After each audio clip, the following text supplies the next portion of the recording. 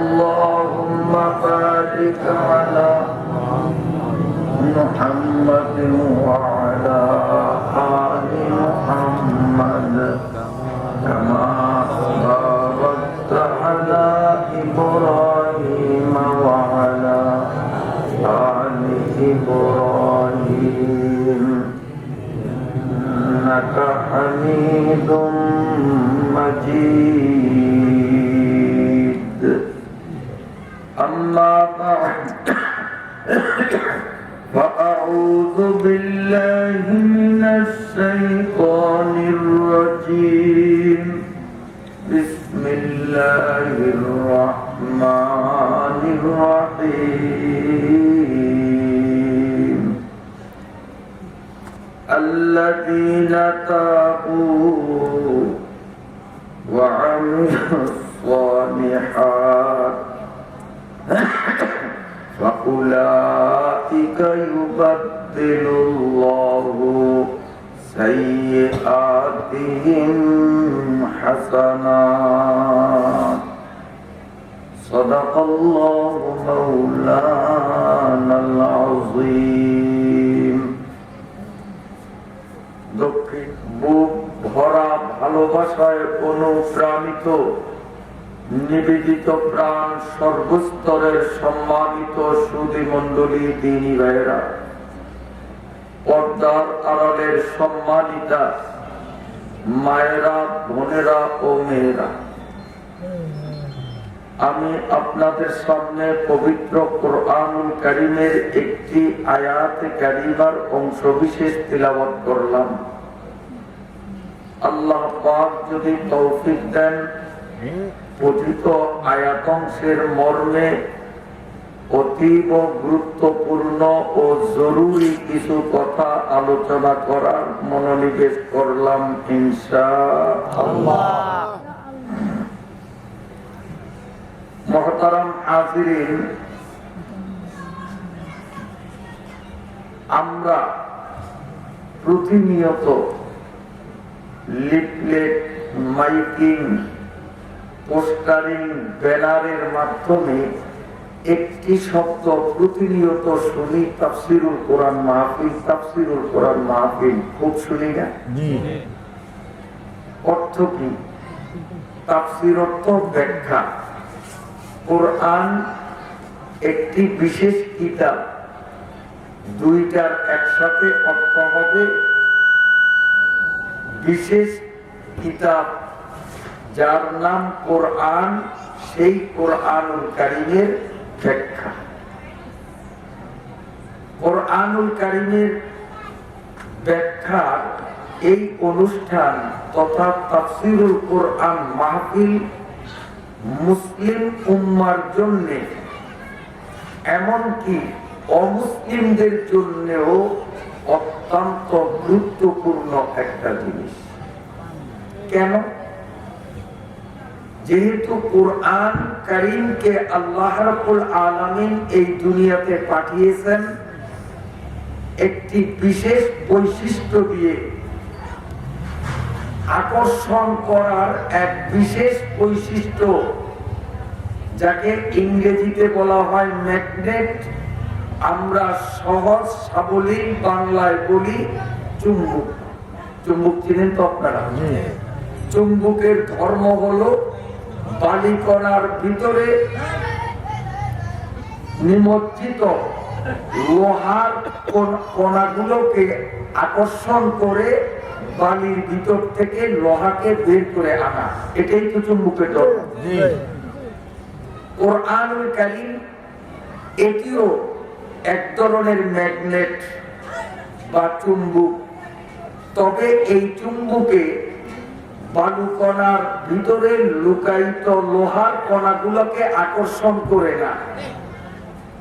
এই কোরআন নামক ম্যাগনেট বা চুম্বক আকর্ষণ করে এমন জনগোষ্ঠী, মানব সন্তান, যারা পাপ, পঙ্কিলতা, অধর্ম, অনিয়ম, গুনাহ, এ ধরনের নোংরামির মধ্যে, গোমরাহির মধ্যে নিমজ্জিত, কোরআনুল কারীম নামক ম্যাগনেট তাদেরকে এই পাপের ভেতর থেকে আকর্ষণ করে টেনে মাওলায় পাকের জান্নাতের গেটে পৌঁছিয়ে দেয়। এই পবিত্র কোরআনুল কারীমের তাফসীর সব আলেমরাও জানে না। কামেল পাস, টাইটেল পাস করার পরেও তাফসীর করার মতো যোগ্যতা সকলের হয় না। তাহলে কামেল পাস, দাওরা হাদিস পাস করেও যখন তাফসীর করার মতো যোগ্যতা বহু আলেমরা রাখেন না, তো আমরা যারা গ্রামগঞ্জের কোরআন শুধু রিডিং করতে জানি, কিংবা এমনও বহু মুসলমান যারা দেখে দেখে কোরআন পড়ার মতো আক্ষরিক জ্ঞানটাও নাই, এরা তাফসীর বুঝবে কি করে? এজন্যই আনুষ্ঠানিকতার মধ্য দিয়ে এলাকা ভিত্তিক, অঞ্চল ভিত্তিক, প্রতিষ্ঠান ভিত্তিক এভাবে বাৎসরিক কিছু তাফসীরুল কোরআনের অনুষ্ঠান আয়োজন করতে হয়। সক্রিয়ভাবে শিক্ষিত অশিক্ষিত, জুয়ান বুড়া নির্বিশেষে সর্বস্তরের মুসলমানরা এ ধরনের অনুষ্ঠানগুলোকে গুরুত্ব দিয়ে এই সমস্ত অনুষ্ঠানে অংশগ্রহণ করা দরকার। তাহলে কোরআনুল কারীম আমাদেরকে পাপ পঙ্কিলতায় নিমজ্জিত অবস্থা থেকে আকর্ষণ করে মাওলায় পাকের জান্নাতের গেটে পৌঁছে দিবে। সুবহানাল্লাহ। বিষয়টাকে একটু ক্লিয়ার করার জন্য সম্প্রতি কালে সংগঠিত একটি বাস্তব ঘটনা আপনাদের সামনে আমি পরিবেশন করছি। তাহলে এই ঘটনার মধ্য দিয়ে কোরআন যে ম্যাগনেট, কোরআনের মধ্যে যে চুম্বকের পাওয়ার রয়েছে, এই জিনিসটা আপনাদেরকে আমি সহজে বুঝাতে সক্ষম হব আশা করি ইনশাআল্লাহ। এই ঘটনাটি ১৩,০০০ বছর আগের নয়, ১৫০ বছর আগেরও নয়, ইদানিং কালে অল্প কিছুদিন পূর্বে ঘটেছিল সুদূর আমেরিকায়। আমেরিকা পৃথিবীর মধ্যে একটি উন্নত দেশ, অমুসলিম কান্ট্রি। সেখানে মুসলমানরা সংখ্যা গরিষ্ঠ নয়, বিজাতিরা সংখ্যা গরিষ্ঠ, মুসলমানরা হলো সংখ্যালঘু, সংখ্যায় কম। আমাদের বাংলাদেশে যেখানে সেখানে মসজিদ, শহরে গ্রামে, গভীর গ্রামে, দ্বীপে চরে যেখানেই যাই মসজিদের কোনো অভাব নাই। রাস্তার এপাশে ওপাশে মসজিদ, হাটে বাজারে, স্কুলে কলেজে মাদ্রাসায় চক্রে তক্রে সর্বত্র মসজিদ। কিন্তু আমেরিকায় যারা ভ্রমণ করেছেন তারা দেখেছেন আমাদের দেশের মতো অত মসজিদ আমেরিকায় নাই। মুসলমানরা জুমার নামাজ আদায় করতে চাইলে 50, 60, 70 কিলোমিটার দূরে যেতে হয়। মসজিদ যেহেতু সংখ্যায় খুব কম, সেই আমেরিকায় পৃথিবীর বিভিন্ন কান্ট্রি থেকে পয়সা রুজি করার জন্য কিছু মুসলিম যুবকরা প্রবাস জীবন যাপন করতেন। যদিও কাহারো বাড়ি বাংলাদেশে, কাহারো বাড়ি পাকিস্তানে, কাহারো বাড়ি ইন্ডিয়ায়, কাহারো বাড়ি পৃথিবীর অন্য কোন কান্ট্রিতে, কিন্তু এক কলেমায় গ্রথিত মুসলিম হিসাবে তাদের মধ্যে সেই প্রবাস জীবনে পারস্পরিক সম্পর্কটা এতই গাঢ়, যেটা এলাকায় আসলে নিজের ভাই বন্ধুর সাথেও অত গাঢ় ভালোবাসা হয়।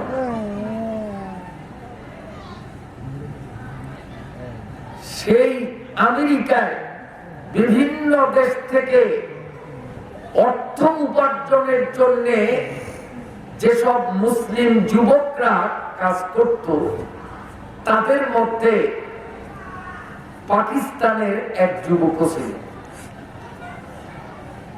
তারা অনেক দূর দূর থেকে এসে একটা মসজিদে জামাতের সাথে নামাজ আদায় করত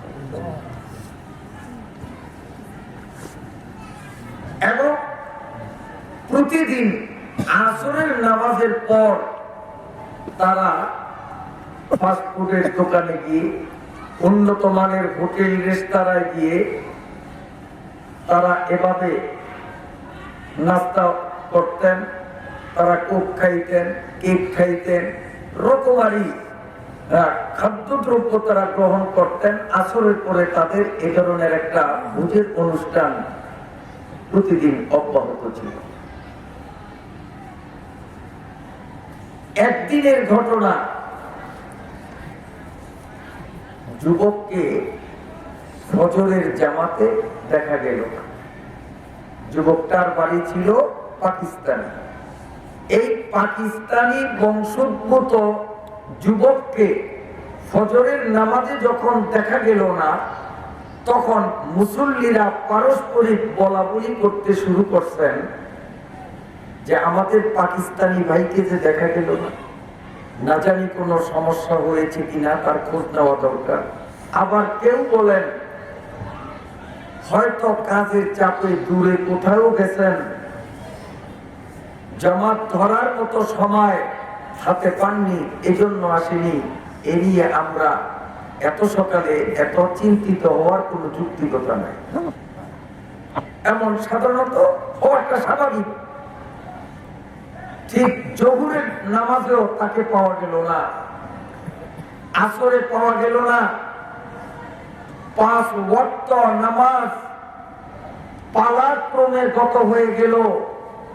পাকিস্তানি বংশোদ্ভূত যুবককে 5 ওয়াক্তের 1 ওয়াক্ত পাওয়া গেল না। এখন প্রত্যেকের মনে একটা দুশ্চিন্তা পরিপক্কভাবে জমে গেছে। না জানি কোন ক্রাইমের দ্বারা আক্রান্ত হয়ে গেলেন, কোন ষড়যন্ত্রের শিকার হলেন কিনা, তার খোঁজ নেওয়া উচিত। তথ্য প্রযুক্তির যুগে একটা মানুষের খোঁজ নেওয়ার সবচেয়ে সহজ উপায় হলো মোবাইল। কি বলে, ঠিক কিনা? মোবাইলের মাধ্যমে কাঙ্ক্ষিত ব্যক্তির সন্ধান যতটা সহজ, সংক্ষেপ, দ্রুত, এমন ব্যবস্থাপনা বর্তমান তথ্য প্রযুক্তির যুগে মোবাইল ছাড়া দ্বিতীয় আর কোনোটা নাই। তখন সকলেই ঐক্যমতে উপনীত, ফোন লাগাও, মোবাইল করো, কিন্তু মোবাইল ঢোকে না। ফ্যাক্স করো, ফ্যাক্সেও তাকে পাওয়া গেল না। ইমেল, জিমেল, যোগাযোগের মাধ্যম যা, সব চেষ্টায় ব্যর্থ, কোথাও তাকে পাওয়া যায় না, ঢোকে না। তখন সকলেই কান্নায় ভেঙে পড়ছেন যে আমাদের পাকিস্তানি ভাই হয়তো ক্রাইমের শিকার হয়ে গেছেন, ষড়যন্ত্রের শিকার হয়ে না জানি তার প্রাণনাশের ঘটনা ঘটে গেল। সকলেই তার জন্য কাঁদলো, কিন্তু কতদিন আর কাঁদবে? গর্ভধারিণী মা যদি মারা যায়, জন্মদাতা বাবাও যদি মারা যায়, 1, 2 বা 3 মাসের পর আমরা স্বাভাবিক হয়ে যাই, আর মা বাবার কথা আমাদের স্মরণে থাকে না, চোখে আর মা বাবার স্মরণে কান্নাও আসে না। 3 মাস পরে মা বাবাকেই আমরা ভুলে যাই, স্বাভাবিক হয়ে যাই। কিন্তু পাকিস্তানি যুবকের সাথে বিভিন্ন কান্ট্রির মুসলিম যুবকদের মাঝে তো ব্লাড কানেকশনের কোনো সম্পর্ক ছিল না। তারা আর কয়দিন স্মরণ রাখবেন? বেশ কিছুদিন পরে তারাও যুবকের কথা ভুলে গেল। আর যুবকের কোনো আলাপ আলোচনা তাকে নিয়ে কোনো টেনশন করতে আর কাউকে দেখা গেল না। এভাবে একদিন, 2 দিন, 3 দিন নয়, 1 মাস, 2 মাস, 3 মাস নয়, একটানা 3 বছর পার হয়ে গেল, যুবকের কোনো খবর না। 3 বছর পর ওই মসজিদের ইমাম ফজরের নামাজের ইমামতির জন্য যখন ইমামের নির্ধারিত স্থানে দণ্ডায়মান হলেন, মুক্তাদিদের কাতার ঠিক হলো কিনা পর্যবেক্ষণের জন্য যখন তিনি পিছনের দিকে দৃষ্টি দিলেন, অমনি ইমাম সাহেব দেখলেন বিগত 3 বছরের হারানো যুবক, পাকিস্তানি বংশোদ্ভূত যুবককে প্রথম কাতারে দেখা যায়। ওই সময় মুখে কথা বলার মতো সুযোগ ছিল না, তাই ইমাম সাহেব চোখের ইশারায় যুবককে বুঝাতে চেয়েছেন, যুবক নামাজ ছেড়ে তুমি একটু ওয়েটিং এ থাকো, তোমার সাথে কথা আছে। যুবক ইমাম সাহেবের চোখের ইশারা ফুললে বুঝতে সক্ষম হলেন। ফজরের নামাজ শেষ হলো, ওই পাকিস্তানি যুবক মসজিদের কর্নারে গিয়ে অবস্থান নিলেন। এই যুবকের পরিচিত মুসলিম মুসল্লিরা যুবককে ঘিরে চতুর্দিক থেকে তারাও সমবেত হয়ে বসে পড়ল। ইমাম সাহেব তাসবিহ তাহলিল দোয়া কালাম শেষে তিনি ওই যুবকের সামনে বসলেন, বললেন, এ বেটা তুই কেমন মানুষ? আজকে 3টা বছর পর্যন্ত আমাদের মনে দুঃখ দিয়ে তুই কোথায় লুকিয়েছিলি? তোকে আমরা ফোনের মাধ্যমে, ফ্যাক্সের মাধ্যমে, ইমেল জিমেলের মাধ্যমে কতবার চেষ্টা করেছি, তোর কোনো সন্ধান মিলল না। সব কিছুকে ক্লোজ করে তুমি কোথায় ছিলে? হঠাৎ করে তুমি কোত্থেকে নাজিল হলে? ইমাম সাহেব যে প্রশ্ন করছেন, যদি আমার বা আপনার বাস্তবে এমন একটা ঘটনা ঘটতো, এমন প্রশ্ন কি আমরা করতাম না? যে কোত্থেকে এতদিন পরে আসে, চিনি কোথায়? ইমাম সাহেবের প্রশ্ন শুনে ওই যুবক হু করে কাঁদতে শুরু করলো, তার আঁখি যুগল থেকে ফোঁটা ফোঁটা অশ্রুগুলো ঝরে পড়তে লাগলো। যুবক কাঁদে আর বলে, হুজুর আমি তো জাহান্নামের অতল গহীনে নিক্ষিপ্ত হয়ে গেছি। আল্লাহ রাব্বুল আলামিন কোরআন নামক ম্যাগনেটের আকর্ষণে আমাকে আমার মসজিদে ঢুকিয়ে দিলেন। সুবহানাল্লাহ। এজন্যই আমি প্রথমে বলেছি কোরআন কি জিনিস মুসলমান বুঝতে হবে। তাফসীরুল কোরআন শিরোনামে মাহফিল কেন করতে হবে? এই মাহফিল গুলোকে অংশগ্রহণ করার গুরুত্ব কেন আমাদের দিতে হবে? যেহেতু কোরআন এটা দুনিয়ার সাধারণ বই পুস্তক গ্রন্থাদির মতো নয়। এই কোরআন হলো একটা ম্যাগনেট বা চুম্বক।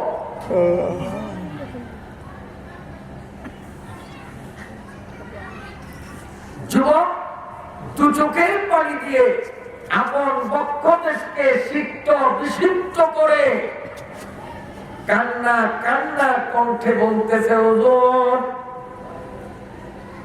আমি যেই অফিসে চাকরি করতাম, আমার পাশের টেবিলেই এক জগৎ সুন্দরী খ্রিস্টান মেয়ে আমার পাশের চেয়ারে বসে সেও জব করতো, চাকরি করতো।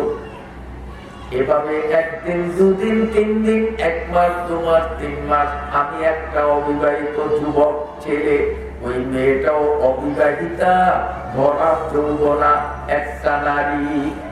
আমাদের দুজনের মধ্যে প্রেমের গভীর সম্পর্ক হয়ে গেল। আমিও মনে প্রাণে ভালোবাসায় ওর জন্য আসক্ত হয়ে পড়লাম। মেয়েটিও আমার প্রেমে পাগল করা হয়ে গেল। কিন্তু কি হবে, আমি হলাম মুসলিম, মেয়েটি হলো খ্রিস্টান। যদি বেপরদার কারণে একটা নামাজি মুসলিম যুবক আর একটা অমুসলিম বেঈমানের মেয়ে, খ্রিস্টানের মেয়ের সাথে সম্পর্ক হতে পারে, ও দক্ষিণ রতনপুরের মুসলমান ভাইরা কান খুলে শুনুন, আমার আপনার যুবতী তরুণী মেয়েরা বেপরদার পর পুরুষের সাথে যদি অভাবে চলাফেরা উঠা বসা করে, এরা তো ভাষাগত দিক থেকে মাতৃভাষায় ঐক্য, এরা ধর্মের দিক থেকেও ঐক্য, এরা এলাকা হিসাবেও তারা এক, অতএব এদের মধ্যেও এমন একটা সম্পর্ক হওয়া কি অসম্ভব? কথা বলছেন না? আজকে যত রকম সমাজে নারীর প্রতি নিক্ষেপ, এভাবে নারী অপহরণ, ধর্ষণের মতন একটা জনক সমাজ বিরোধী ধর্ম বিবর্জিত কর্মকাণ্ডের পেছনে একটাই মাত্র দায়ী, আমাদের ছেলে আর মেয়েগুলোর মাঝে পর্দার গুরুত্ব মুসলমানের অন্তরে না।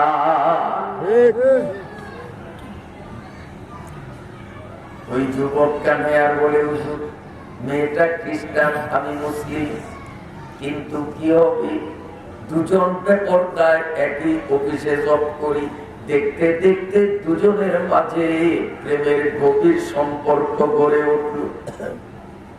মেয়েটাকে আমি বহুবার প্রস্তাব দিয়েছি আমি তাকে বিয়ে করব, কিন্তু মেয়েটা আমার প্রস্তাবকে সমর্থন না করে সে আমাকে বলে, বন্ধুরে তুমিও আমার প্রেমের জালে আটকে পড়েছো, আমিও অনুরূপ তোমার প্রেমের জালে আটকে পড়েছি, তাই বলে আমার অভিভাবকদের অসম্মতিতে আমি তোমার কাছে বিয়ে বসতে পারি না। তুমি যদি সত্যি সত্যি আমাকে বিয়ে করতে চাও, বউ হিসাবে বরণ করতে চাও, আমার অভিভাবক মুরব্বীরা আছে, তাদের সাথে বোঝাপড়া করে না।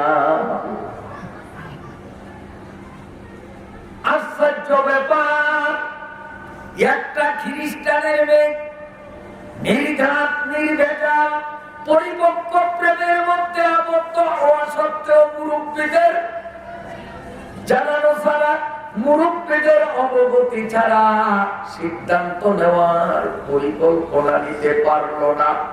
আজকে মুসলমানদের অনেক মেয়েরা নয়, অনেক বউরাও সন্তান ফালাইয়া মুরব্বীদের অজান্তে তারা অপরের হাত ধুইয়া চলে যায়।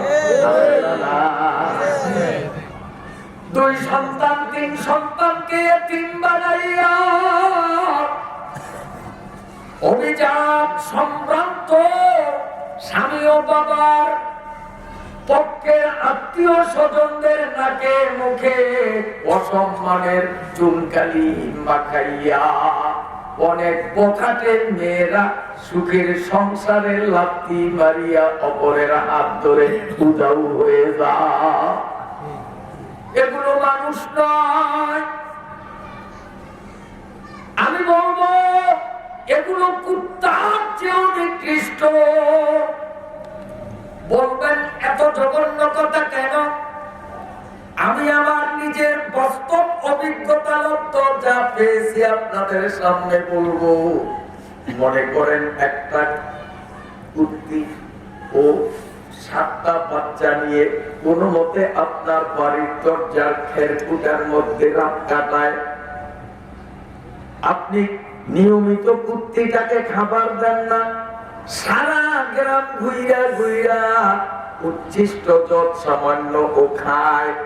এতে তার যা দুধের সঞ্চার হয় অত্যন্ত আদর্শ আগের মধ্য দিয়ে বাচ্চাগুলোকে দুগ্ধ দান করে কিনা। গরিবের বাড়ির কুত্তা, গরিব তো নিজেই খাইতে পারে না, কুত্তারে খাওয়াবো। উপবাস দিন রাত কাটায়, এরপরে ওই কুকুরের শোয়ার মতো কোন মনোরম পরিবেশও নাই। কারণ যার বাড়ির কুত্তা ওর নিজের ঘরেই তো তোষক নাই, ও কুত্তারে ভালো জায়গায় শোয়াইবে কোথায়? এখন পাশে যদি কোনো বড় বাড়ি থাকে, ধরেন তালুকদার বাড়ি, তালুকদার বাড়ির একটা কেনা কুত্তা যদি মোবাইল করে, হ্যালো রিক্সাওয়ালা বাড়ির কুত্তি শোন, তোর যে কি কষ্ট, নিয়মিত খাবার পাও না, তোর পেটটা সব সময় দেখি অভুক্ত থাকে, শীতের মধ্যে কত কষ্ট তুমি করতেছ, থাকার মতো কোনো মনোরম কোনো পরিবেশ তোমার নাই, তুমি একটু আসো, আমি তালুকদার বাড়ির কেনা কুত্তা, আমাকে থাকার জন্য স্পেশাল একটা ঘর বানানো হয়েছে, বিল্ডিং, এখানে আরাম আয়েশের অনেক ব্যবস্থাপনা, নিত্য নৈমিত্তিক আমাকে রকমারি উন্নত প্রজাতির বিভিন্ন আইটেমের খানা পরিবেশন করা হয়, যা খেয়ে আমি শেষ করতে পারি না।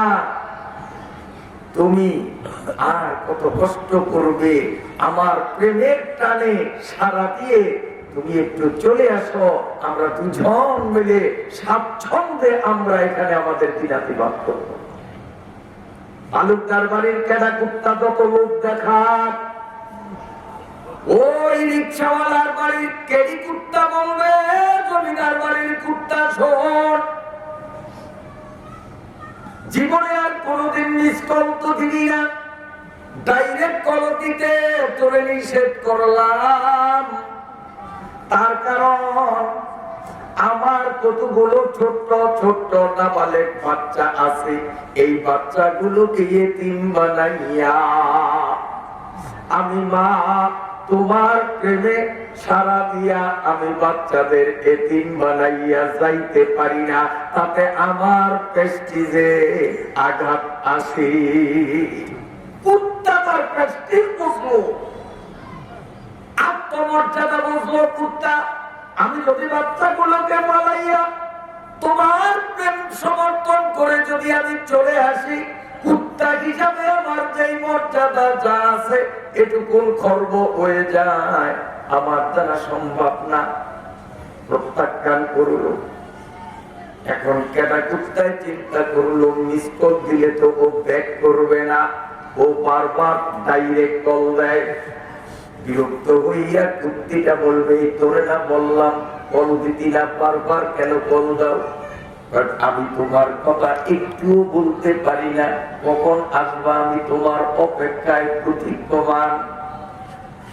এই কুত্তিটা যখন দেখবে সকালে বিকালে দিনে রাতে তালুকদার বাড়ির কেনা কুত্তা আমার যেভাবে পিস রয়েছে, বারবার মিস কল, ডাইরেক্ট কল, মেসেঞ্জারে সংবাদ, আরো কত কিছু, মোটে ওরে ফিরাইতেই পারি না, তখন ক্ষিপ্ত হইয়া রিক্সাওয়ালা বাড়ির কুত্তিটা বলবে, ও জমিদার বাড়ির কুত্তা, তোরে আজকে শেষ কথা বলে দিলাম, আর আমাকে ডিস্টার্ব করবি না, তোরে ছাড়া আমি থাকতেও পারি না। তখন বলে, যদি একান্ত আমাকে তুমি পাইতে চাও তাহলে এখন নয়, আরো 3 মাস অপেক্ষা করো, আগামী 3 মাসে, অর্থাৎ আগামী আশ্বিন মাসটা যখন আসবে, ওই আগামী আশ্বিন মাস পর্যন্ত তুমি অপেক্ষা করো, এই 3 মাসে আমার অবুঝ বাচ্চাগুলো নিজের পায়ে নিজে দাঁড়াইয়া নিজের খাওয়া, নিজের আত্মরক্ষা করার মতো বুঝ এবং বোধ শক্তি তাদের হবে। এর আগে আমাকে তুমি যত অপর দেখাও, আমাকে যত লোক তুমি দেখাও, আমার অবুঝ শিশুগুলাকে এতিম বানাইয়া আমি তোমার হাত ধরিয়া উদয় হলে আমি কুত্তার ইজ্জত থাকে না। আপনারা কি বলেন? এই কেডি কুত্তার জীবনে কোনদিন বাচ্চা ফালাইয়া অন্য কেডা কুত্তার টানে চলিয়া গেছে দেখছেন, শুনছেন না? কিন্তু আশ্চর্য লাগে, এই মোবাইল নামক মারাত্মক ব্যাধির মাধ্যমে 3 সন্তানের মা 2.5 মাসের দুধের বাচ্চা তার কোলে, এই নাবালেক 3টা বাচ্চারে এতিম বানাইয়া মা বাবা আর স্বামীর পক্ষের বংশে চুনকালি মাখাইয়া রাতের আধারে মোবাইল যুগের মাধ্যমে কার হাত ধরিয়া উদাও হইয়া যায়। এগুলি সমাজে আছে না না? মোবাইলরা সাইয়ে মল কথা একই, মোবাইলরা সাইয়ে মল কথা একই, তর্কে আলা জিম্বে বায়াত আয় আমি। মোবাইলরা সাইয়ে মলে গো, তাহলে মোবাইল ছাড়া বিকল্প আর কিছু না। কুত্তার থেকেও জঘন্য আজ মানুষ হচ্ছে একমাত্রই মোবাইলের কারণে। মোবাইলরা মারে কাতিল মিশুমার, মোবাইলরা মারে কাতিল মিশুমার, তাতুয়ানি আজ মোবাইল কুন হাজার, মারে কাতিল সোয়ে গোরেস্তা বুরাদ, মারে কাতিল সোয়ে গোরেস্তা বুরাদ, মোবাইলা তো সোয়ে জাহান্নাম বারাত। এই টাচ মোবাইল হলো পানা সাপ জাতি সাপ, বিষাক্ত সাপের থেকেও মারাত্মক। কারণ যদি পানা সাপের কবলে পড়ো বাবা, তোমার ঠিকানা হবে গোরস্থান, ঠিক না বেটি? পানা সাপে তোমাকে সবল মারলো, তুমি আর এই ঘরে থাকতে পারবা না, বরুই গাছ তলায় তোমাকে 3.5 হাত কবরে রাখা হবে। কিন্তু যুবক বাবারা, ও আমার মেয়েরা, এই টাচ মোবাইলে যদি তোমার একবার আল্লাহ না করুক সবল মারে, টাচ মোবাইল তোমারে গোরস্থানে নিবে না, টাচ মোবাইল তোমারে জাহান্নামে নিয়ে ছাড়বে। মারে কাতিল সোয়ে গোরেস্তা বারাত, মোবাইলা তো সোয়ে জাহান্নাম বারাত। ব্যাপার হইলেন আপনারা, কারণ বাস্তব দুর্ভিক্ষতা। আল্লাহু আকবার। ওই ছেলে মেয়েটাকে প্রস্তাব দিল বিয়ের জন্য, ও মুসলিম মেয়েটাও বলে আমার গার্ডিয়ানের অমতে অজান্তে কিচ্ছু হবে না, যদি একান্ত আমাকে বিয়ে করতে চাও আমি ঠিকানা দিলাম, আমার বাসায় গিয়ে আমার গার্ডিয়ানের সাথে ফয়সালা করো। অমুসলিম বুঝো, গার্ডিয়ানের মতে সিদ্ধান্ত করা মানবতার পরিপন্থী। কিন্তু আজকে আমাদের যুবক, আমাদের যুবতী, আমাদের ছেলে, আমাদের মেয়ে, আমাদের নাতি, আমাদের নাতি, এরা মুরব্বীদের বাম হাতের বৃত্তাঙ্গুল দেখাইয়া নিজেদের সিদ্ধান্ত নিজেরাই নেয়, ঠিক না বেঠি?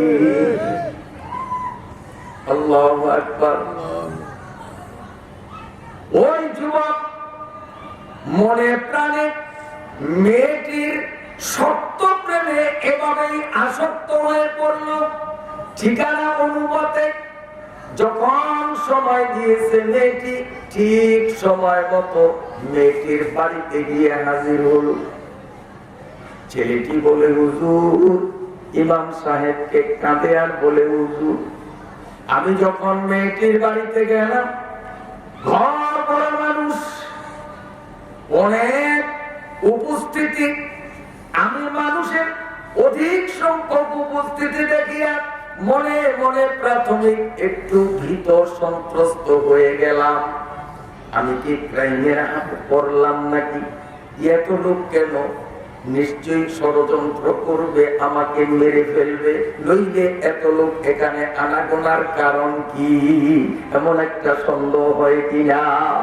এত লোকটা পরে আবার আমার মনে মনে স্থির করলাম, আমি তো মেয়েটির জন্য সত্যি সত্যি পাগল, আমি তার প্রেমাসক্ত, ওকে ছাড়া এই দুনিয়ায় কোনো মতে আমার বেঁচে থাকা আদৌ সম্ভব নয়।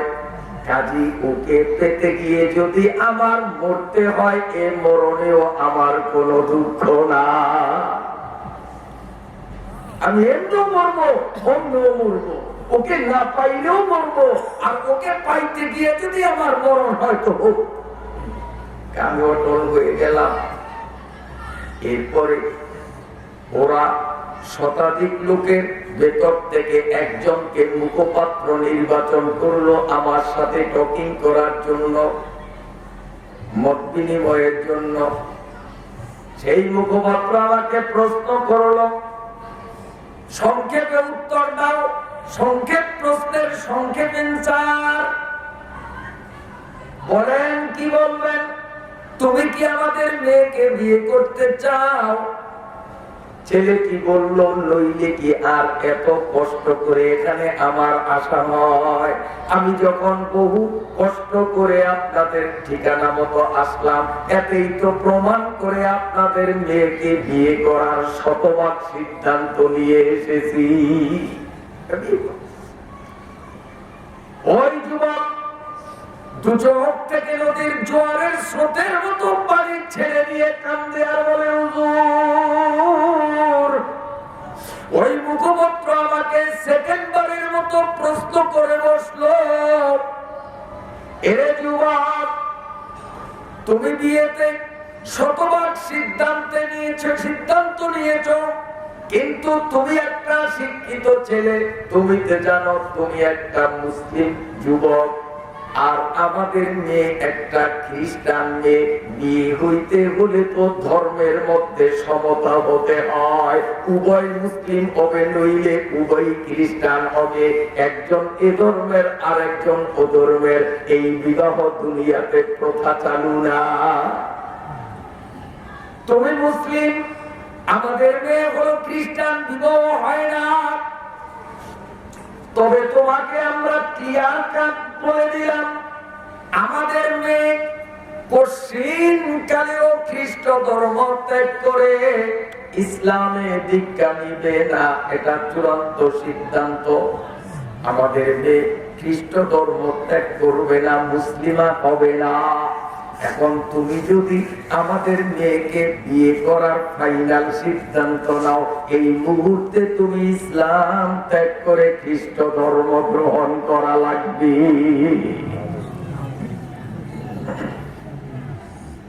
ছেলেটা কান্দে আর বলে, হুজুর, ব্যাপারটার কারণে এমন এই যে শয়তান আমারে পাইল, প্রেমের এত শক্ত বাঁধে আমি জড়িত হয়ে গেলাম, সাথে সাথে আমি ব্যক্তহীন কণ্ঠে ঘোষণা দিলাম, আমি এই মুহূর্তে ইসলাম ত্যাগ করলাম, আমি আর মুসলিম নই।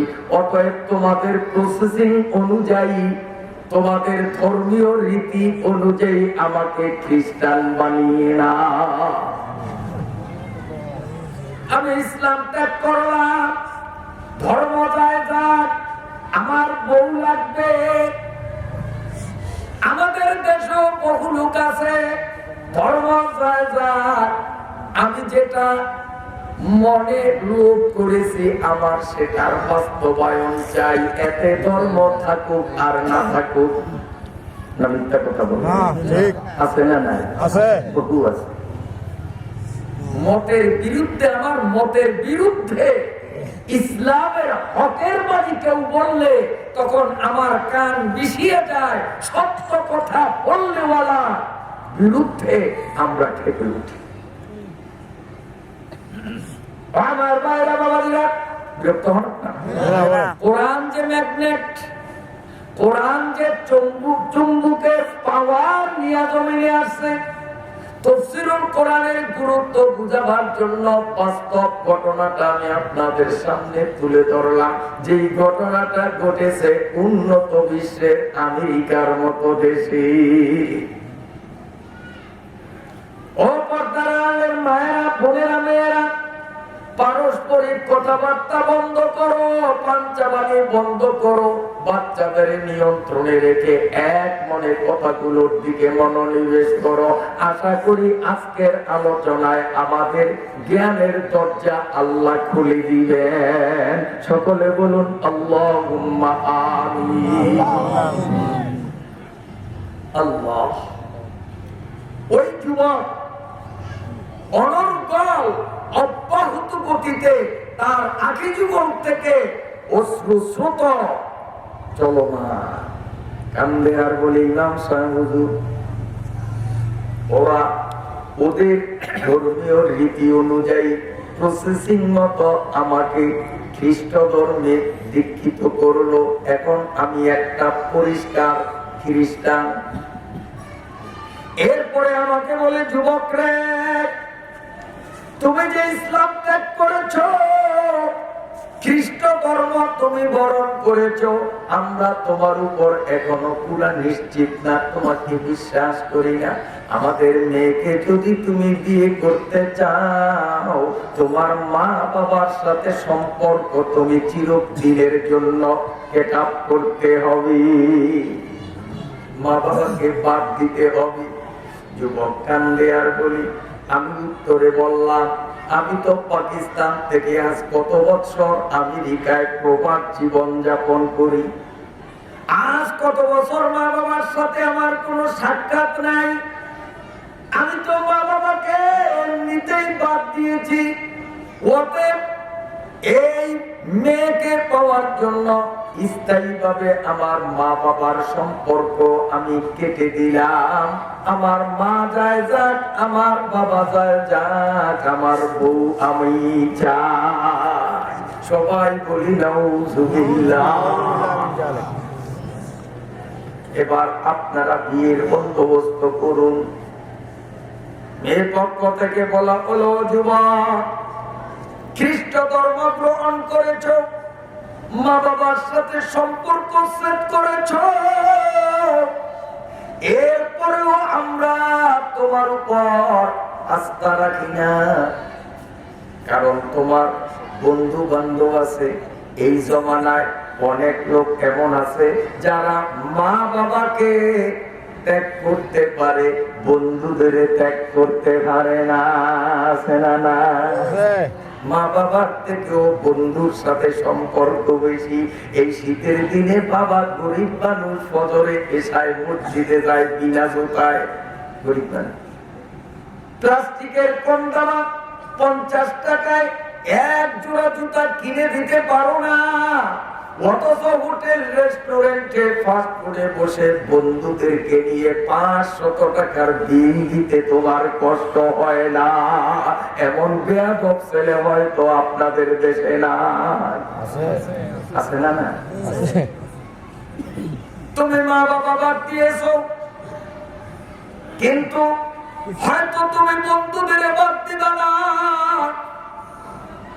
এই বন্ধুদের সাথে যদি তোমার যোগাযোগ সম্পর্ক অব্যাহত থাকে, বন্ধুদের উসলানিতে ওদের বুদ্ধি, ওদের এভাবে কথায় অনুপ্রাণিত হয়ে হয়তো কখনো না কখনো তুমি খ্রিস্ট ধর্ম ছেড়ে আবার তওবা করে ইসলামে ফিরে যেতে পারো। কারণ তোমার বন্ধুরা সব তো মুসলিম, ওরা তোমাকে বুঝাবে। তুমি বাবা ছাড়ছো, মা ছাড়ছো, এখনো বন্ধুর সাথে তোমার সম্পর্ক রয়েছে। বর্তমান দুনিয়ায় হাজারো দৃষ্টান্ত বিদ্যমান। মা বাবার চেয়েও বন্ধুকে উপরে মনে করে এবং বিবাহ করার পরে নিজের বউকে মায়ের উপর প্রাধান্য দেয়। বউয়ের কান কথা শুই না, মায়ের গায়ে পর্যন্ত হাত তোলে। আছে না? না আছে। তুমি বন্ধুদের বর্জন করবে কিনা বলো।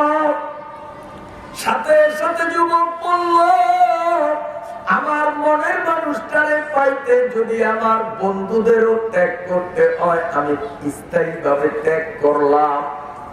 ওরা আমাকে বলল না, তোমার এই কথায়ও আমরা নিশ্চিত হতে পারি না। তার কারণ তথ্য প্রযুক্তির যুগ। এভাবে ফোন, ফ্যাক্স, মোবাইল, ইমেল, জিমেলের মাধ্যমে অতি সংক্ষেপে সেকেন্ডের মধ্যে একজন আরেকজনের সাথে যোগাযোগ রক্ষা করতে পারে। তুমি যদি তোমার বন্ধুদের সাথে সম্পর্ক সেট সত্যি করে থাকো, এই মুহূর্তে তোমার ফোন, তোমার ইমেল, জিমেল, ফ্যাক্স যা সব, এগুলো তুমি পুড়িয়ে দিতে হবে। ওই যুবক সঙ্গে সঙ্গে বলল, হ্যাঁ, আমার মনের মানুষটাকে পাইতে যত শর্ত তোমরা দিবা আমি সব শর্ত মানতে বাধ্য। সাথে সাথে হুজুর আমার সবকিছু জানিয়ে দিলাম, যার কারণে দীর্ঘ 3 বছর পর্যন্ত আপনারা ফোনে আমাকে পান নাই, ইমেল জিমেলে পান নাই, সব আমি পুড়িয়ে দিলাম, যাতে কোনো মুসলিম বন্ধুর সাথে কোশ্চিনকালেও আমার সম্পর্ক হওয়ার সম্ভাবনা না থাকে। সব আমি শেষ করে দিলাম। হুজুর এরপরে আমার বিয়ে হলো। তখন তারা আমাকে বলল, জামাই এখন তো তুমি আমাদের জামাই, আমরা তোমাকে আরো একটা শর্ত দেব, কারণ এখনো আমরা তোমার উপর শতভাগ নিশ্চিত হতে পারি না। কি শর্ত? যে তুমি এই সিটিতে থাকতে পারবা না, কারণ দীর্ঘ বহু বছর এই সিটি শহরে চাকরি করাতে অনেক মুসলিম বন্ধুদের সাথে তোমার পরিচয় আছে। যদি তুমি এই সিটিতেই কাজ করো তাহলে চলার পথে আজ না হয় কাল, এক সময় না এক সময় তোমার পরিচিত বন্ধুদের সাথে মুখোমুখি দেখা হবে। তখন তারা যদি তোমাকে বুঝায় তুমি খ্রিস্ট ধর্ম ত্যাগ করে না জানি মুসলিম হয়ে যাও, তাহলে আমি কি করতে পারি? তুমি এই সিটি শহর ত্যাগ করে অন্য জায়গায় বহু দূরে যাও, যেখানে তোমাকে কেউ চিনে না, তুমিও কাউকে চিনো না। মনে করেন আগে ভোলা ছিল, এখন সিলেট যাইতে তারে বাধ্য করলো। কারণ যদি ভোলা থাকো চলার পথে যে কোনো সময় তোমার মুসলিম বন্ধুদের সাথে দেখা হলে তারা যদি তোমাকে বুঝায়, তুমি হয়তো তাদের বুঝে আবার ইসলামে ফিরে যেতে পারো। আল্লাহু আকবার। কষ্ট হয়নি আপনাদের? কোরআন যে চুম্বক, কোরআন যে ম্যাগনেট, এটা বুঝাবার জন্য ঘটনাটা বলতেছি। ও আমার ভাইরা বাবাজিরা, যুবক কান্দে আর বলে, হুজুর আমি এই প্রস্তাব মেনে নিলাম, আমি ওই সিটি শহর থেকে অনেক দূরে, শত শত মাইল দূরে অন্য জায়গায় আমি আবার চাকরি নিলাম। আমার প্রাণ প্রিয়া বিশ্ব সুন্দরী বউকে নিয়ে সেখানে আমার দাম্পত্য মধুময় সম্পর্ক আমাদের চলছে। কিন্তু আশ্চর্যের বিষয় হলো, আমি তো এমন একটা মুসলিম যুবক ছিলাম, আমি দুবেলা সকালে এবং রাত্রে দুবেলা দৈনিক যদি কোরআন তিলাওয়াত না করতাম আমার 2 নয়নে ঘুম আসতো না। আমি সকালে সূরা ইয়াসিন তিলাওয়াত না করে ঘর থেকে অফিসে রওনা দিতাম না। রাত্রে শোয়ার আগে তাবারাকাল্লাযী সূরা ফাতিহা তিলাওয়াত না করে বিছনায় পিঠ দিতাম না। কোরআন তিলাওয়াতে আমি একদম পাগল পারা ছিলাম। আশ্চর্যের বিষয় হলো, আমি যখন আমার শ্বশুর বাড়ির থেকে ওই দূরত্বের সিটিতে যখন রওনা দেব, আমার প্রয়োজনীয় জিনিসপত্র যখন ব্যাগের মধ্যে ভরতেছিলাম, সব আমি রেডি করলাম। হঠাৎ কোরআন শরীফের উপর আমার নজর পড়ে গেল। কোরআনুল কারীম যেন আমাকে বলতেছে, আমার কানে আওয়াজ আসতেছে, কোরআনুল কারীম যেন বলতেছে, হে যুবক,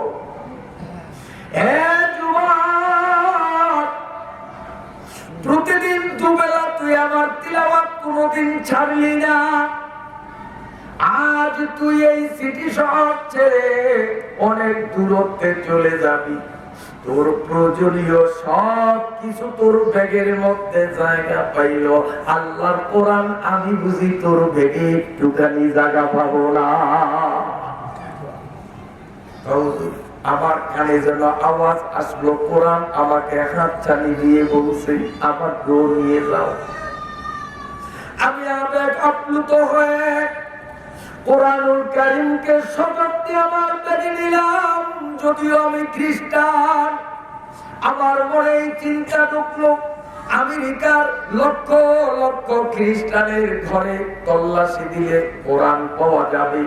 পবিত্র কোরআন খ্রিস্টানদের ঘরে আছে, ওরা কোরআন নিয়ে গবেষণা করে।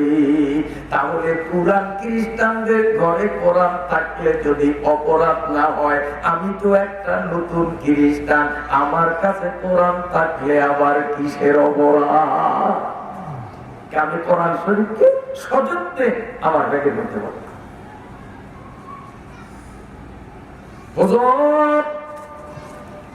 আমি এই খ্রিস্টান হওয়ার আগে সকালে আর রাত্রে কোরআন তিলাওয়াত করতাম, এবং আমার ঘরে ঢুকতে দরজার সামনে এমন একটা জায়গায় কোরআন শরীফকে আমি রাখতাম।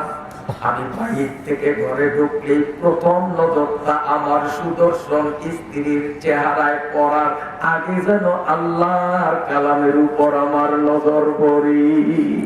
দরজার সামনে আমি যখন ঘর থেকে বেরোতাম, সর্বশেষ নজরটাও যেন আল্লাহর কালামের উপর পড়ে। এইভাবে আমার পুরা জীবন কাটলো। খ্রিস্টান ধর্ম গ্রহণ করার পরে আমি কোরআনুল কারীমকে অতি সংগোপনে আমার ব্যাগের মধ্যে পুরে নিলাম।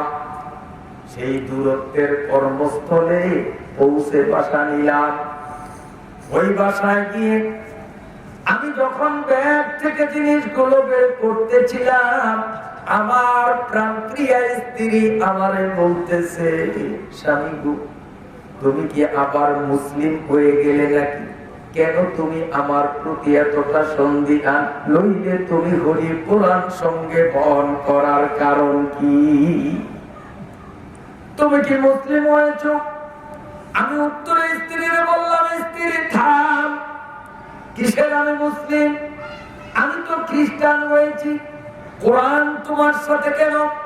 কয় খুঁজা দেখ, পুরাতন খ্রিস্টানদের ঘরে খুঁজলে আল্লাহর কালাম কোরআন শরীফ তাকে পাওয়া যাবে। আমি তো একটা নতুন খ্রিস্টান, আমার কাছে কোরআন থাকলে আপত্তি কেন? স্ত্রী আর বাড়াবাড়ি করলো না। আমি ঠিক নতুন বাসায়ও দরজার সামনে এমনি ভাবে কোরআন শরীফকে সেটিং দিলাম, যাতে করে ঘরে ঢুকতে প্রথম নজর কোরআনের উপর পড়ে, ঘর থেকে বেরোবার সময়ও সর্বশেষ নজর যেন আমার কোরআনের উপর পড়ে। কিন্তু যেহেতু আমি খ্রিস্টান, এজন্য আমি কোরআন ধরি না, ছুঁই না, পড়ি না। পুরাতন ভালোবাসা কোরআনের প্রতি আমার মনে যেহেতু তখনও বদ্ধমূল ছিল, এজন্য শুধু কোরআনের দিকে আমি চেয়ে চেয়ে তাকাতাম, আত্মতৃপ্তি নিতাম। যেহেতু আমি খ্রিস্টান, হাতে কোরআন ছুঁইতাম না। এইভাবে 3টা বছর পার করলাম। 3 বছর পার হওয়ার পরে আমি আমার অফিস ছুটির পরে যখন বাসায় প্রত্যাবর্তন করলাম, আমি যখন আমার ঘরে প্রবেশ করলাম, তাকের দিকে নজর পড়লো, আল্লাহর কালাম দেখি তাকে এখন না। কোরআন না। প্রতিদিন যাবার সময় এক নজর কোরআন দেখতাম, আসার সময় সর্বপ্রথম কোরআন দেখতাম। আজকে আসলাম, কোরআন দেখি না। আমার স্ত্রীরে ডাকলাম, ও আমার প্রাণ প্রিয়া স্ত্রী, আল্লাহর কোরআন এখানে ছিল, কোরআনটা কই, কোথায় রাখছো? স্ত্রী বলে, স্বামী গো, তুমি যখন অফিসে গিয়েছো, আমি আজকে ঘরটাকে ঝাড়ু দিলাম, অপ্রয়োজনীয় জিনিসগুলাকে আমি খুঁজে খুঁজে একত্রিত করে ময়লার সাথে একাকার করে ওগুলো ডাস্টবিনে ফেলে দিয়েছি। ডাস্টবিন বুঝেননি? ওই ওলা বাস স্ট্যান্ড থেকে খেয়াঘাট চাইতে আলীনগর মাদ্রাসার আগে যাবার সময় হাতের বাম পাশে যে একটা জায়গা আছে, যেখানে শহরের সমস্ত ময়লা গুলো জমা করা হয়, ওই জায়গাকে বলা হয় ডাস্টবিন। ও স্বামী, অপ্রয়োজনীয় জিনিস যেগুলো ব্যবহার হচ্ছে না, এগুলো খালি খালি ঘরের মধ্যে জমানোর কি সার্থকতা? আমি সবগুলোকে একত্রিত করে ময়লার সাথে মিশ্রিত করে ডাস্টবিনে ফেলে দিয়েছি। হুজুর, আল্লাহর কালাম ডাস্টবিনে ফেলা হয়েছে, আমি খ্রিস্টান হলেও তো কোরআনের প্রতি আমার পূর্বের মহাব্বত একটু হলেও আছে। আমি সহ্য করতে পারলাম না, মনের অজান্তে কোরআনের মহাব্বতে আমার দুটি চোখ থেকে বেয়ে বেয়ে পানি পড়তে পড়তে আমার পক্ষতে ভিজে যায়। আমি স্ত্রীরে বললাম, কোন ডাস্টবিনে কোন জায়গায় ফালাইলা একটু দেখা নিয়ে দাও। স্ত্রী যখন আমারে দেখা নিয়ে দিল, ডাস্টবিনের ওই জায়গায় ফালাইলাম। যুবক চিৎকার মেরে কাঁদে আর বলে, ইমাম সাহেব হুজুর, কোরআনের প্রতি মহাব্বত আর মনের টান ভালোবাসায় অনুপ্রাণিত হয়ে আমি ঘৃণার কথা ভুলে গিয়ে ওই ময়লার মধ্যে দুহাত ঢুকিয়ে ময়লাগুলো সরিয়ে সরিয়ে আল্লাহর কালামকে খুঁজতে লাগলাম। দীর্ঘক্ষণ পর্যন্ত খুঁজলাম, কিন্তু কোরআন আমার হাতে আসলো না। কারণ সকাল থেকে নিয়ে বিকাল পর্যন্ত শহরের মানুষগুলো গাড়ি ভর্তি করে করে ময়লা আবর্জনা গুলো এখানে ফেলতে ফেলতে না জানি কোরআন কত নিচে চলে গেছে। আমি বহু কষ্ট করতে করতে করতে করতে আমি কোরআন শরীফকে দেখতে পেলাম। সারা কোরআন শরীফের মধ্যে জীব জানোয়ারের পায়খানা আর নোংরা সব মেখে একাকার হয়ে। আল্লাহর কোরআনের ময়লা দেখে আমি বরদাস্ত করতে পারলাম না। কি দিয়ে আমি কোরআনকে পরিচ্ছন্ন করব? তাৎক্ষণিক আমি আমার গায়ের জামাটা খুইলাম আর শার্টটারে খুইলাম, আমার নির্মল পরিচ্ছন্ন দামি কাপড়ের তৈরি শার্টটা দিয়ে আল্লাহর কালামকে মুছে মুছে মুছে মুছে আমি পরিষ্কার করে নিলাম। আমার জামাটাকে আমি ফেলে দিলাম আর চোখের পানি ছেড়ে দিয়ে আমি কোরআনুল কারীমের সঙ্গে মুখ লাগিয়ে আমার ঠোঁট দিয়ে চুমু খাইতে লাগলাম আর বললাম, কোরআনে যদিও আমি খ্রিস্টান হয়েছি, সত্য ইসলাম আমি ত্যাগ করেছি, কিন্তু তুই যে আল্লাহর কোরআন, এতে তো সন্দেহ নাই, তোর ভালোবাসা আমি এখনো ভুলি না। আমি যদি জানতাম যে আমার স্ত্রীর হাতে তোর এতটা সম্মান হবে, খোদার কসম ওই পুরাতন বাসার থেকে আমি তোর সাথে কইরা আনতাম না। আমি তো স্বপ্নেও ভাবিনি যে তোর এখানে আনলেই সম্মান হবে। যদি বুঝতাম আমার ব্যাগের মধ্যে কোরআন তুলে নিতাম না। এইভাবে কাঁদতে কাঁদতে কাঁদতে কাঁদতে যখন মত বউয়ের মুখ জীবনে আমি আর দেখব না। একটা খ্রিস্টান, সে এখন আর মুসলিম না, কোরআনের মুহাব্বত তার দিলে, যেই স্ত্রীর জন্য তার সব কিছুকে বিসর্জন দিয়ে খ্রিস্টান হলেন, সেই খ্রিস্টান বলতেছে, এতদিন পর্যন্ত আল্লাহর কোরআনের সাথে বেয়াদবি করনি, আমিও তোমারে কিচ্ছু বললাম না। আজকে যখন আল্লাহর পবিত্র কালামের সাথে বেয়াদবি করছো, তোর মতো বউয়ের আমার দরকার নাই, এক্ষুনি আমি তোরে 3 তালাক দিয়ে দিলাম। আমার টাকা পয়সা, ব্যাংক ব্যালেন্স, সহায় সম্পদ সব কিছু আমি তুলে দিলাম, কিচ্ছু নেব না, কিচ্ছু নেব না। আমি আল্লাহর কালাম পেয়েছি, জগতে আর কিচ্ছু লাগবে না। আমার দীর্ঘদিনের অর্জন সব আমি করে দিলাম, নিদাবি দিয়ে দিলাম। আমি আল্লাহর কোরআন নিয়ে যেখানে মন চায় আমি সেখানে চলে যাব। এই কথা বলে আমি স্ত্রীর ঘর থেকে বেরিয়ে হুজুর এই দেশের দিকে রওনা দিলাম। আস্তে আস্তে আস্তে আস্তে রাত আইয়া গেল, ফজরের আযান হইয়া গেল। আমি মসজিদের ওযু ঘাটে, বিগত দিনে যেই ওযু ঘাটে ওযু করতাম, মসজিদের ট্যাপের বসে বসে আমি সুন্দর করে ওযু করলাম। ওযু করার পরে আমার আল্লাহর কোরআনটা আমার বুকের সঙ্গে আলিঙ্গন করে দিলাম। আমি মসজিদে ঢুকার জন্য নিয়োগ করেছি, মসজিদে ঢুকবো, কিন্তু আমার খুব করে কলিজায় কামড় দিল। আমি মসজিদে কেমনে যাই? আল্লাহর আসমানের নিচে জমিনের উপর আমার মতো গর্ব হয় না। আমার কারণে আল্লাহর কালাম ডাস্টবিনের নোংরা জায়গায় পড়েছে। আল্লাহর ঘরে যদি আমি ঢুকি আর আল্লাহ যদি আমার কপালে লাথি মাইরা আল্লাহর ঘর থেকে বাহির কইরা দেয়, আমি কোথায় যাব? এই ভয়তে আমি মসজিদের মধ্যে ঢোকার সাহস পেলাম না। টুকটুক করে এক এক করে মুসল্লিরা ভিতরে ঢুকলো। আমি যতবার মসজিদে ঢুকতে চেষ্টা করি, প্রতিবার আমার মনে এই খেয়াল জাগ্রত হয়ে যায়, আমার কারণে আল্লাহর কোরআনের অসম্মান হয়েছে। কোন সাহসে আমি আল্লাহর ঘরে ঢুকবো?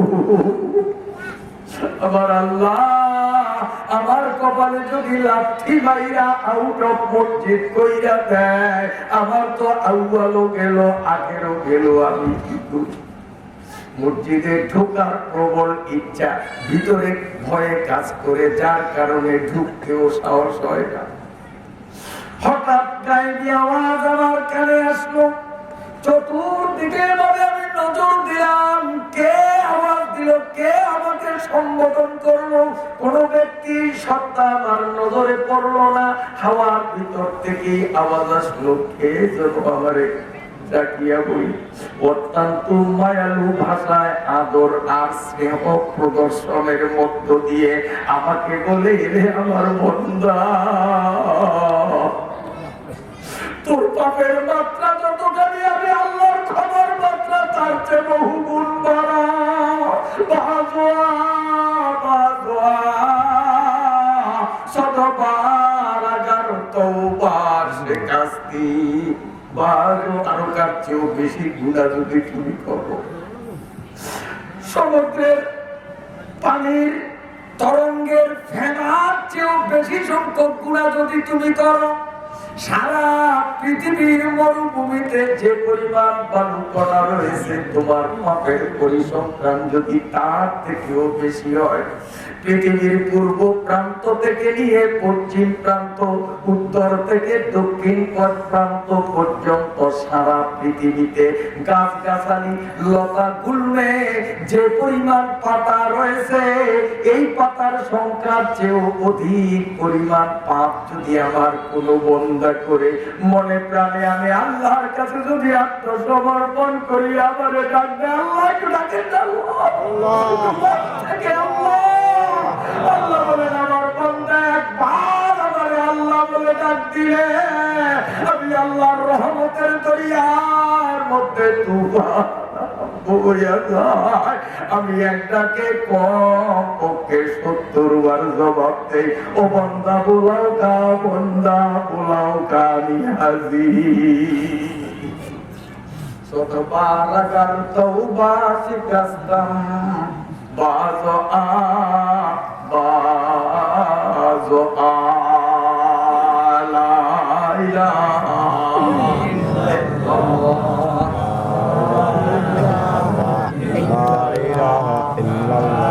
কে যেন আমাদের বলে, রে বন্ধা, তুই কেন খাপ দিলি, কেন ভিতরে ঢুকো না, কেন তুমি নিরাশ হয়ে দাঁড়িয়ে আছো, কেন তুমি এখনো মসজিদের বাইরে দাঁড়িয়ে আছো? প্রথম কাতারে ইমামের পিছনে তোমার জন্য এখনো জায়গা আমি আল্লাহ খালি রেখে দিয়েছি। মনে বড় সাহস হলো, আমি আস্তে করে গিয়ে ফাঁকা জায়গায় আপনার পিছনে দাঁড়িয়ে গেলাম। ইস্তামালাহু। আল্লাহ পাকের নবী বলেন, আল্লাহ পাকের ভালোবাসা, আল্লাহ পাকের দয়া আর মায়া যার পক্ষে হয়, দিনের কাজ আল্লাহ তাকে দিয়ে করাইয়া নেয়। দিনের কাজ নিজের শক্তি বলে কেউ করতে পারে না। দিনের কাজ আল্লাহ যাকে দিয়ে করান সেই করতে পারে। আল্লাহ যদি না করান তো আমাদের শক্তিতে আমরা দিনের কাজ করতে পারি না। তার বাস্তব প্রমাণ আজকের এই মাহফিল। কারণ এখানকার শ্রোতাদের অনেককে আমি চিনি। কারো বাড়ি সেই কালীকীর্তি, কারো বাড়ি সেই শিবপুরের ওই প্রান্তে, কারো বাড়ি আলীনগর। আমার এখানে পরিচিত হোক অনেক আমার ভক্ত শ্রোতাদের চেহারার উপরে আমার নজর পড়ে। বহু দূর থেকে তারা এখানে এসেছেন। অথচ আমরা যদি তল্লাশি করি তাহলে দেখব এই মাহফিলের আশেপাশে যাদের স্থায়ী বাড়ি তাদের অনেকে এখনো মাহফিলে আসলো না। না ভুল বলছি আমি? তাহলে আল্লাহ সারে দিয়ে করাইলেন আলীনগরের পশ্চিম প্রান্ত থেকে আজ রতন ঘুরে আসলো। আল্লাহ যারে কবুল করেন নাই প্যান্ডেলের কাছে থাইকেও আসা সম্ভব হয় না। যেই রব্বুল আলামিন আমাদেরকে আপন ভেবে আমাদের উপরে তার অনুগ্রহ আর দয়ায় আমাদেরকে ধন্য বানিয়ে কোরআনের মাহফিলে আলেম উলামাদের সোহবতে কবুল করলেন। অন্তর থেকে জোরে সোরে সেই মালিককে শুকরিয়া জানাই আলহামদুলিল্লাহ। যুবক কান দেয়ার বলে হুজুর আমি তো জাহান্নামের অতল গহীনে পড়ে গিয়েছিলাম, আমার কপাল ভালো কোরআনের সাথে আমার সম্পর্ক ঠিক রাখার কারণে এই কোরআন যেহেতু একটা ম্যাগনেট, কোরআনের মধ্যে চুম্বকের পাওয়ার রয়েছে। এই কোরআন আমাকে গুমরাহির অন্ধকার থেকে টান দিয়ে আকর্ষণ করে আল্লাহর ঘর মসজিদে পৌঁছে দিল।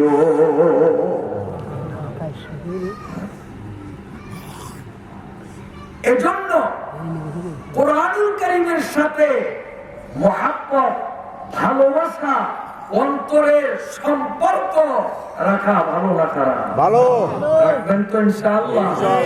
এই কোরআনের সাথে সম্পর্ক রাখতে হলে তার বহিঃপ্রকাশ ঘটবে। কোরআনের ধারক বাহক প্রচারক, কোরআনের বার্তাবাহক নায়েবে রাসূল আলেম উলামাদেরকে মহব্বত করা ঠিক না বেঠিক? এবং আলেম তৈরির ফ্যাক্টরির নাম হলো মাদ্রাসা।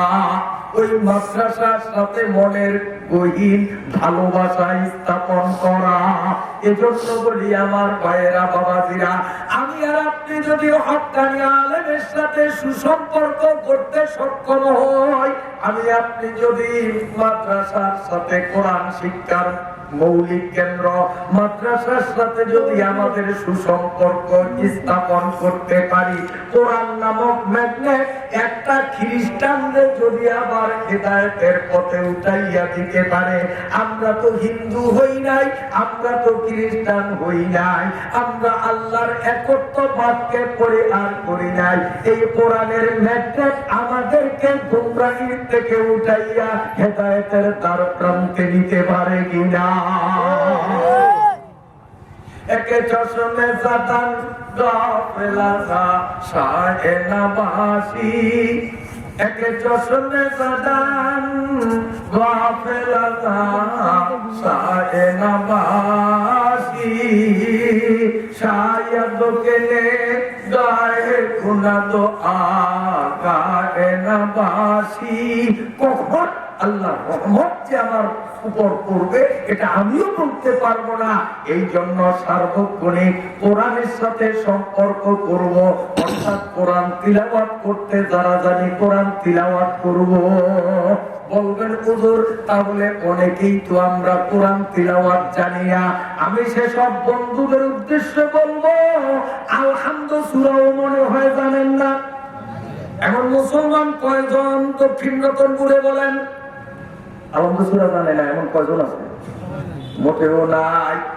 জীবনে যে নামাজ পড়ে নাই এমন মুসলমানরাও যদি জিজ্ঞেস করেন আলহামদুলিল্লাহ সূরা শুনাইয়া দিতে পারবে কিনা, কুল হুয়াল্লাহ সূরা শুনাইয়া দিতে পারবে কিনা, কথা কোন না এগুলো কোরআন কিনা?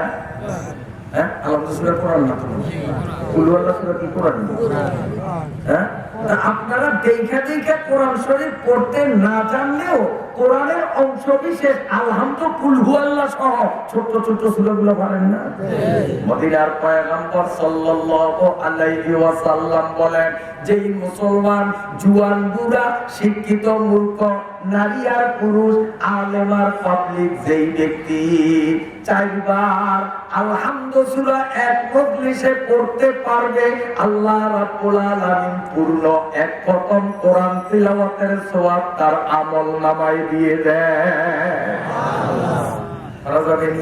কোরআনের সাথে সম্পর্ক ঠিক রাখার জন্য যারা দেখে দেখে কোরআন তিলাওয়াত জানি আমরা তিলাওয়াত অব্যাহত রাখবো, যাদের কোরআনের আক্ষরিক জ্ঞান নাই অনুরোধ করব ডেইলি আর না পারেন অন্তত 4 বার একটা সূরা কি নাম কথা কয় না সূরা ফাতিহা আলহামদুলিল্লাহ সূরা পড়েন আলহামদুলিল্লাহি রাব্বিল আলামিন আর রহমানির রহিম মালিকি ইয়াউমিদ্দিন ইয়্যাকা না'বুদু ওয়া ইয়্যাকা নাস্তাঈন ইহদিনাস সিরাতাল মুস্তাকিম সিরাতাল লাযীনা আন'আমতা আলাইহিম গয়রিল মাগদূবি আলাইহিম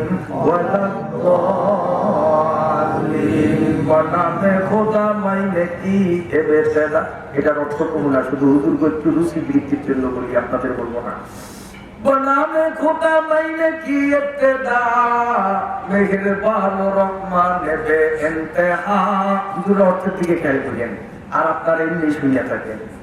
হারিয়ে কাহাম তো সাবেক বরা এ খোদা जो सारे जहां का पालने वाला मेहरबान रहमान बे इंतहा वो मालिक है रोज़े जज़ा ओ सजा तेरी इबादत है करते फकत तुझी से है लेते इआनत फकत देखा तो हमें राह रहे मुस्तकीम